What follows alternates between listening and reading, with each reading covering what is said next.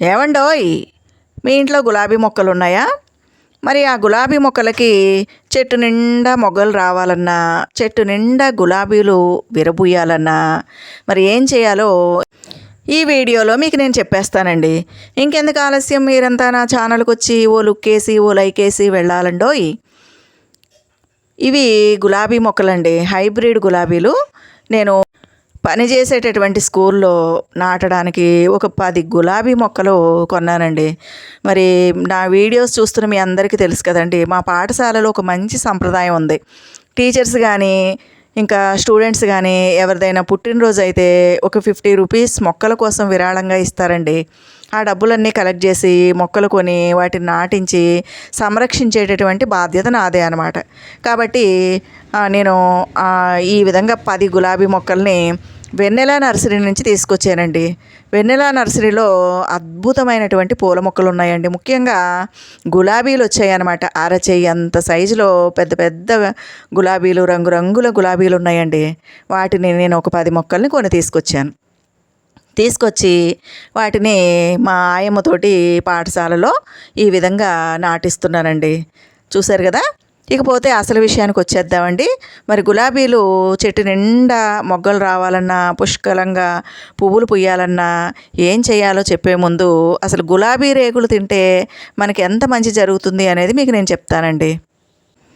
గులాబీ రేకులు తినడం వల్ల ఆరోగ్య ప్రయోజనాలు ఏంటంటే, ఈ గులాబీ రేకులు మన పొట్టలో ఉండేటటువంటి ఆహారం జీర్ణం అవ్వడానికి అవసరమైన ఎంజైమ్స్ని చక్కగా విడుదల చేస్తాయండి. దానివల్ల జీర్ణశక్తి బాగుంటుందన్నమాట. అదేవిధంగా గులాబీ రేకుల్లో విటమిన్స్, యాంటీ ఆక్సిడెంట్లు పుష్కలంగా ఉంటాయి కాబట్టి మనకి రోగ నిరోధక శక్తి పెరుగుతుందండి. ఇంకా తిన్న ఆహారం కూడా చక్కగా అరిగిపోతుందన్నమాట. ఇంకా ఇన్ఫెక్షన్స్ రాకుండా ఈ గులాబీ రేకులు కాపాడుతాయండి. అదేవిధంగా యాంటీ ఇన్ఫ్లమేటరీ, యాంటీ బ్యాక్టీరియల్ గుణాలు ఈ రేకుల్లో పుష్కలంగా ఉంటాయన్నమాట. ఇంకా చర్మం ఆరోగ్యంగా ఉండేలాగా, అందంగా ఉండేలాగా గులాబీ రేకులు చేస్తాయండి. ఇంకా గులాబీ రేకుల్లో సహజ నొప్పి నివారణ గుణాలు ఉంటాయండి. కాబట్టి గులాబీ రేకుల్ని తిన్నట్లయితే మన బాడీలో ఎక్కడన్నా పెయిన్స్ ఉంటే తగ్గుతాయండి. ముఖ్యంగా ఆడవాళ్ళకి పీరియడ్స్ సమయంలో వచ్చేటటువంటి నొప్పి కావచ్చు, తిమ్మిర్లు, చేతుల్లో తిమ్మిర్లు కావచ్చు, ఇలాంటి వాటినన్నిటినీ తగ్గించేటటువంటి శక్తి గులాబీ రేకులకు ఉంటుందన్నమాట. ఇంకా ఈ గులాబీ రేకుల్లో ఉండే యాంటీ ఆక్సిడెంట్లు ఫ్రీ రాడికల్స్తో ఫైట్ చేస్తాయండి. ఆ విధంగా మన శరీరంలో ఉండే కణాలు దెబ్బ తినకుండా ఆరోగ్యంగా ఉండేలాగా కాపాడతాయి అన్నమాట.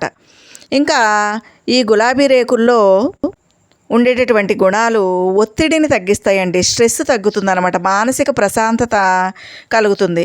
ఇంకా ఈ పువ్వుల నుంచి మంచి సువాసన వస్తుంది కాబట్టి ఈ పూల సుగంధం మనకి అరోమా థెరపీగా ఉపయోగపడి మానసిక ఒత్తిడి రాకుండా ప్రశాంతంగా మనసు ఉండేలాగా, హాయిగా నిద్ర పట్టేలాగా చేస్తాయండి గులాబీ రేకులు. కాబట్టి ఈ గులాబీ రేకులను తప్పనిసరిగా మనం తినాలి. ఇంకా మన శరీరంలో రక్త ప్రసరణ సక్రమంగా జరిగేలాగా, మన గుండె ఆరోగ్యంగా ఉండేలాగా ఈ గులాబీ రేకులు చేస్తాయి అన్నమాట. ఇంకా ఈ గులాబీ రేకులతో చేసేటటువంటి గుల్కంద్ చాలా ఫేమస్ అండి. దీన్ని తిన్నట్లయితే గులాబీ రేకులతో గుల్కంద్ తెలుసు కదండి. గులాబీ రేకుల్ని మెత్తగా పేస్ట్ చేసి, పటిక బెల్లం కూడా పేస్ట్ చేసి, చక్కగా ఈ 2 పటిక బెల్లం పౌడరు, గులాబీ రేకుల పొడి రెండింటిని బాగా పాకం పట్టి దగ్గరకు అయ్యేలాగా హల్వాలాగా చేస్తారండి. దాన్ని కనుక తిన్నట్లయితే మరి ఆరోగ్యానికి చాలా మంచిది. మనం చెప్పుకున్న ఈ లక్షణాలన్నీ వస్తాయి, ఆరోగ్య ప్రయోజనాలన్నీ వస్తాయి. ఇంకా మలబద్ధకం సమస్య కూడా పోతుందన్నమాట.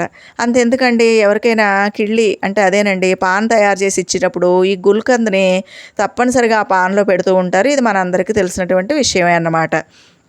అందుకే మీ ఇంట్లో గులాబీ చెట్లు ఉంటే మరి ఒక గులాబీ పువ్వు కోసుకుని చక్కగా ఆ చెట్టు దగ్గరే నిలబడి అప్పటికప్పుడు ఆ గులాబీ రేకులు తినేస్తే కనుక మనకి ఇన్ని రకాల ఆరోగ్య ప్రయోజనాలు కలుగుతాయండి.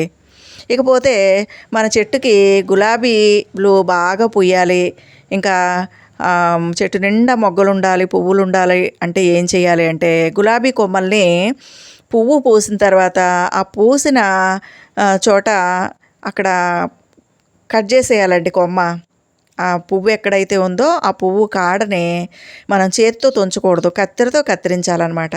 ఇంకా మనకి ఎప్పటికప్పుడు గులాబీ కొమ్మల్ని ప్రూనింగ్ చేస్తూ ఉండాలండి. కొమ్మల్ని కిందికంటూ దగ్గరికి కట్ చేయాలి. ముఖ్యంగా మనం హైబ్రిడ్ మొక్కలు కొన్నప్పుడు దాని అంటు మొక్క కాకుండా పక్క నుంచి వేరే మొక్క వస్తుందండి. దాని ఏడాకులు ఉంటాయి దానికి. ఆ ఏడాకులు ఉన్న కొమ్మ చాలా వేగంగా పెరిగిపోయి కొమ్మలు రెమ్మలు అయిపోయి పెద్ద గుబురు అయిపోతుందన్నమాట.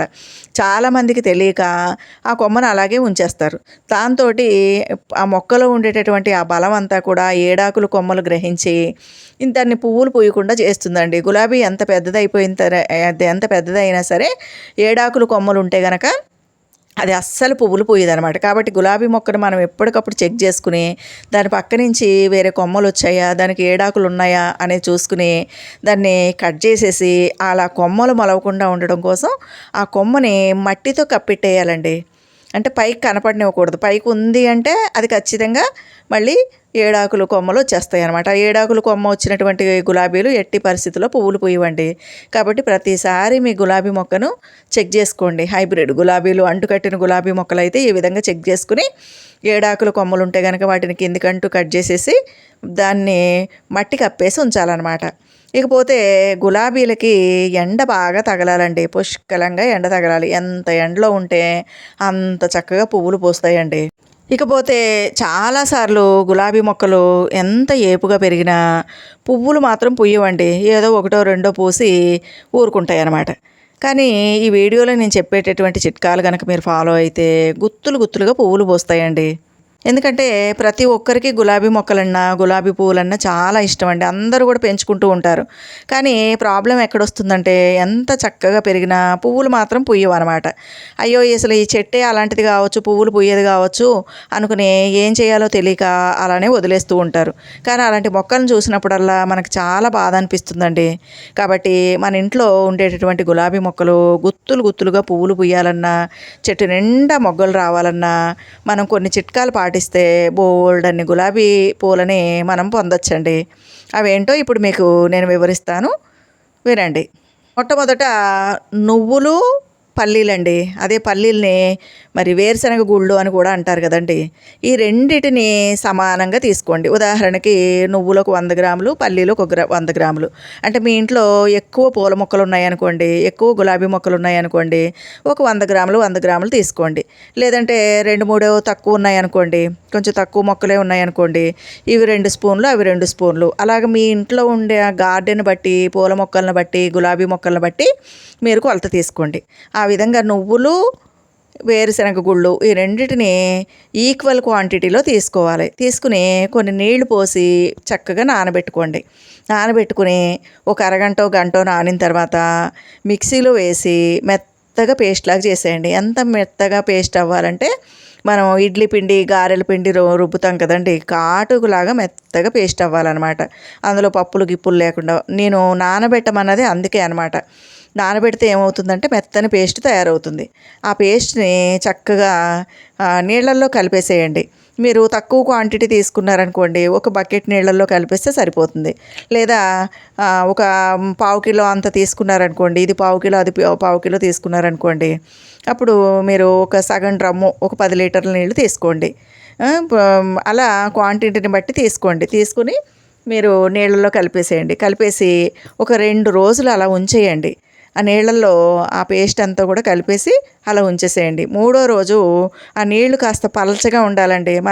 మనందరికీ తెలుసు కదండి, మనం మొక్కలకి రైస్ వాటర్ ఇస్తూ ఉంటాం కదా. బియ్యం కడిగిన నీళ్లు, పప్పు కడిగిన నీళ్లు అన్నీ ఒక దాంట్లో మనం స్టోర్ చేసుకుంటాం కదండి. స్టోర్ చేసుకుని అది చిక్కగా తయారవుతుంది. పైన పొట్టులాగా వస్తుందన్నమాట.